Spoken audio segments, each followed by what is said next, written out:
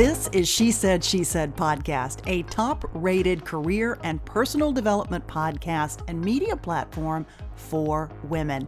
I'm Laura Cox Kaplan, your host and the founder of She Said Media.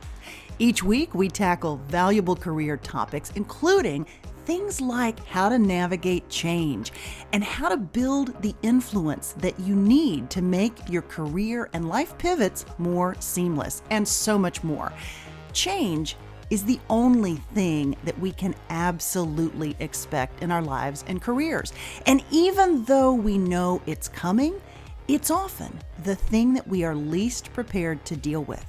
It can be uncomfortable, and of course, it can be scary.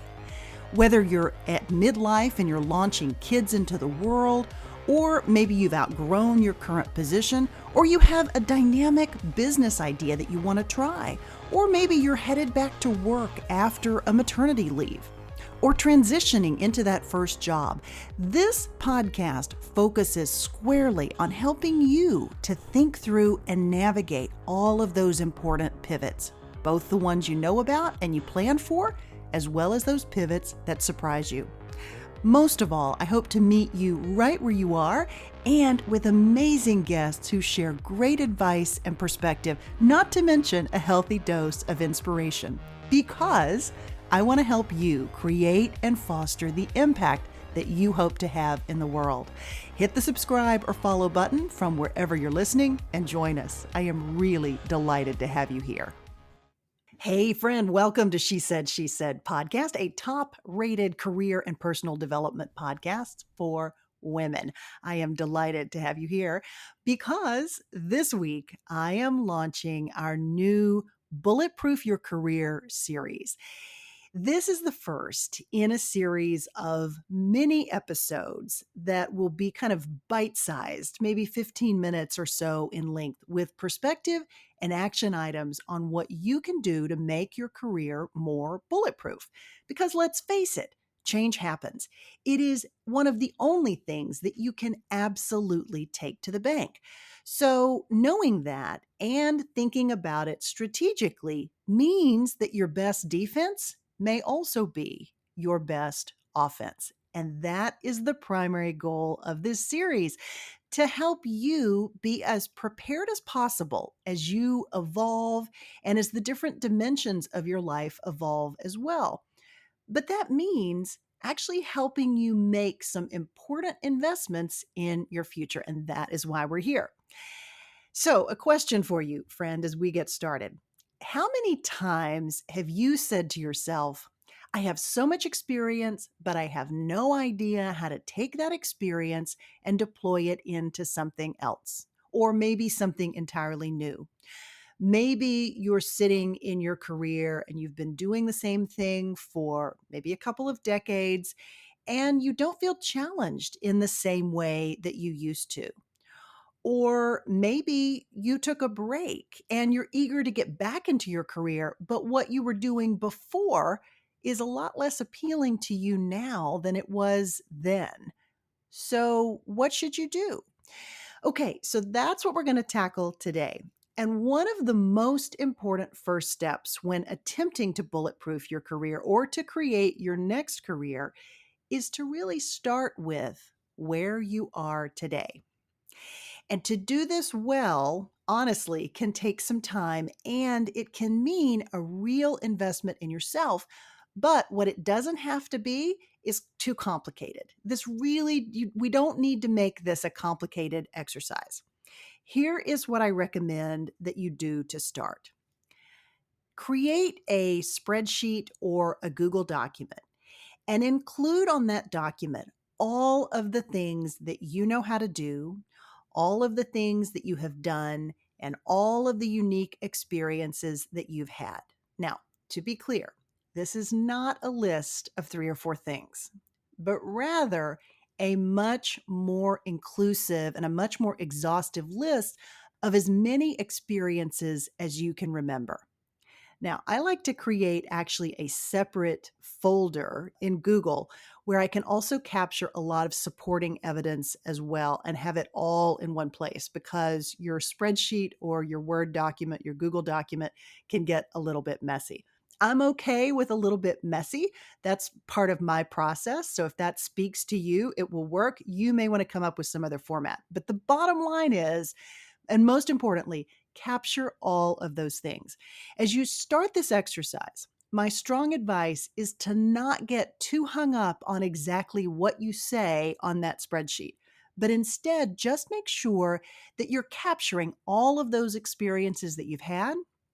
And as a second step, that you're then going back potentially and jotting down a few notes about what you learned during that experience. Provide some color commentary. Don't just write down what you did, but also try to include how you felt about it and why. Maybe ask yourself as you're going through this, was it a positive experience or a negative experience? What did you like? What did you not like? What did you wish had been different in some way? Again, the goal here is to really capture everything that you've done in order to help you look for some useful threads for building something new, as well as sparking ideas that maybe have been dormant. Maybe there's something that you did, some job that you had, or an experience that you had early on in your career that really lit you up, but you've forgotten about it, or you forgot how much it meant to you at the time. Again, this doesn't have to be pretty. It can be if you'd like for it to be. Mine generally isn't. Just capture the essence of each of these ideas in one place so that you can then work with the data.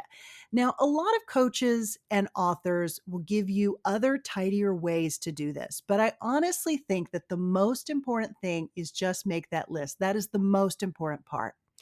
Another tip that I think is especially helpful here, since it can often be difficult to actually remember all the things that you've done, especially if you're going back a bit, maybe a couple of decades or so, make sure that you also pull out your old calendars, maybe your old journals, maybe even past employee evaluations that you've received to give you some additional material to work with. What you're looking for are things that you've done well, areas where you've really excelled, things that you loved, experiences that you've had. And again, be really inclusive with this. Don't forget, too, to include any nonprofit or volunteer work that you've done. And if you've been a stay at home mom for the past few years, don't forget to include all those things that you've learned how to manage and juggle. And that might also include managing all of that under some tight budgetary constraints, potentially. Maybe efforts that you engaged in to help your money go further, especially if you weren't in a dual income household, for example.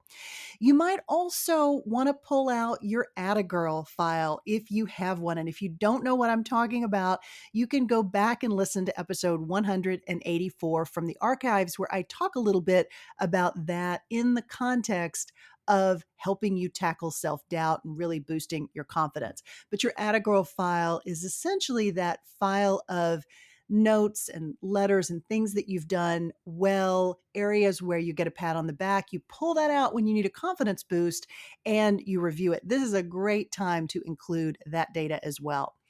So take a step back from all of this and reflect on this big list that you've created. All the experiences that you've had where you were recognized for your effort and you made a difference to others and they told you so. And include all of that on this list.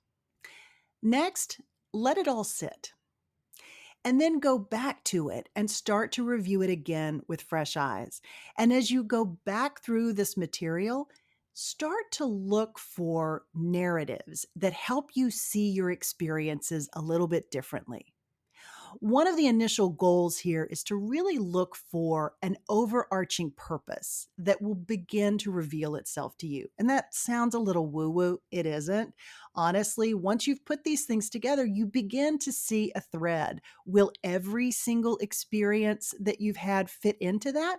Probably not, but many of them will. And it may tell you a story that you might have been overlooking, or maybe we're just too close to it to see. Now, a couple of other things. You might ask yourself, why start with purpose? Why is that the most important thing? And the reason is because Purpose is really that secret sauce that can help you stay centered and focused. And as we evolve in our lives, it can sometimes be challenging to stay focused on that overarching set of values. That can be especially important as we're navigating change, and in particular, as we're thinking about a career shift or maybe a job shift or some big pivot in our lives. Now, one other thing, as you review this list, you might also want to ask yourself a few key questions that can help you go a bit deeper. Now, I have to thank Michelle Gibbons, who is a workplace expert and author who actually has written extensively on how to create a career that you won't hate. And I have pulled a version of some questions that she created in order to share them with you because I think they're really good. The first is, what has mattered to you and what matters to you most? Number two, what and who has or have inspired or inspires you? When have you been the most motivated and why? And number four, what difference have you made and do you still want to make through your work? And number five, when have you been the most proud of who you are as a person? These are some really great level setting questions to reflect on and ask yourself as you're going back through this list. You may want to add a few additional questions to your list, and I would love to hear examples of the things that you come up with as well. Ultimately, this exercise will give you a map of sorts, and that map can then help guide you toward or maybe away from potential opportunities. And most importantly, can help you see potential connections that you might otherwise have missed. I'm going to talk more about what to do when you see what I like to refer to as quote unquote opportunity holes. We're going to talk about that in a future episode. But for now, since I promised to keep this episode brief, a couple of other points to note about the exercise. First and foremost, it's designed to get you out of your head and out of your day to day. And it's also designed to help you increase what's called cognitive flexibility. That is essentially your capacity to see potential opportunities that maybe have been right in front of you, but that you might have had trouble seeing because you're just too close to them. And it's hard to do without an exercise like this. By using your own experiences to spark your creativity, you can expand the way that you've been looking at and thinking about your career or your role. This exercise really is an exercise in creativity and in using your career experiences to spark additional inspiration. And that is a really cool thing. It is highly likely that as you go through this exercise that you will begin to see a number of ways that you can do more of something or something different both inside your organization or maybe outside of your current position or role. But remember, this is just a starting point. If it looks like nothing more than just a list of stuff with no rhyme or reason, I promise you, don't despair. Just put it aside for a minute and then go back to it. It will ultimately begin to make more sense and to show you some clear threads and opportunities as you begin to reflect on it. At least that's how it works for me, and it has worked for many people that I've recommended it to. And in many respects, an exercise just like this is what ultimately led me to podcasting, along with some helpful prodding from a friend. Okay, friend, I would love to know what happens when you try this exercise for yourself. So once you've had a chance to do so and to begin to dig a bit more deeply into your experiences and your purpose, be sure to send me a message. Tell me a bit about what happened. Tell me a bit about your journey. I would love to hear. Until next week, friend, you take care, and I'll talk to you again real soon. And remember, She Said podcast is produced weekly by She Said Media.